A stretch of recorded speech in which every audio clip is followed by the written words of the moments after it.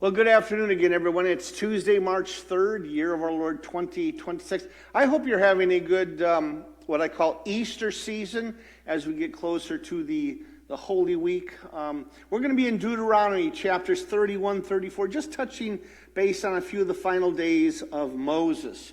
Beginning in Deuteronomy chapter 31. Joshua has been the one anointed, called, commissioned to lead the people across the Jordan River. We'll get into that in the days ahead. 2 million people. It's not Moses. Now, think about this. Joshua has been serving as an assistant to Moses a 40-year reign. I'd be as scared as you are to do that. That'd be like me wanting to follow a pastor who's served here 40 years with nothing but success. Or following a Billy Graham. These are tough. That's a tough promotion to follow. But Joshua has been called to do what Moses is not allowed to do. Take them over into that promised land. Let me read a passage here. 31:15. The Lord said to Moses, "Now the day of your death is near. Call Joshua and present yourselves at the tent of the meeting where I will commission him." So Moses and Joshua came and presented themselves at the tent of the meeting. Then the Lord appeared at the tent in a pillar of cloud, and the cloud stood over the entrance of the tent.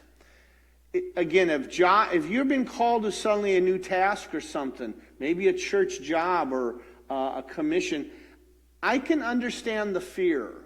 But again, you need to continue to give that to the Lord. In chapter 32, Moses recited the words of this song from beginning to end in the hearing of the whole assembly of Israel. We won't sing it all, but look at that.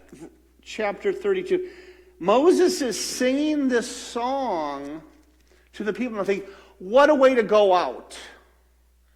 You know, Moses, 120, is still fit.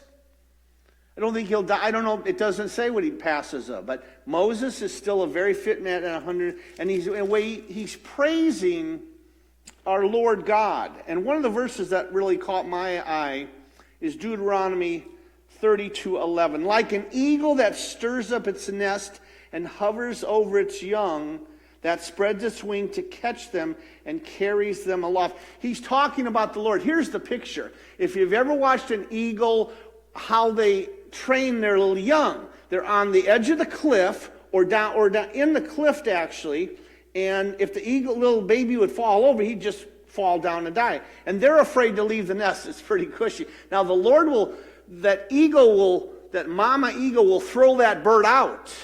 And sometimes God will do that to you. He'll put you out there and say, okay, you're going to trust me? And that eagle the little baby eaglet is all over the place. And what mama does, he lets that eagle fall, and eventually she comes and catches that, takes it back to the nest. And that training begins where that eaglet starts to flop its wings. It's all over the place. Think about how you were when you were a brand new Christian. Maybe you've been a Christian for 3 days or something, and you're flopping all over the place. I was the same way. God will be there like that eagle to catch you. That's what he's done with Moses. And if you think back, most of you have been with the Lord for years. How has God done that? He's done it just like that eagle. So that's a very beautiful verse. Chapter 32, Moses gets to see the promised land. He sits there and God shows him the whole promised land. Now that's a big piece of land, but Moses gets to see that. Chapter 33, he does what any good father would do. He blesses the tribes. Remember the tribes of Jacob. Jacob had 12 boys. Now, this is interesting. Simeon is not mentioned. We don't know why.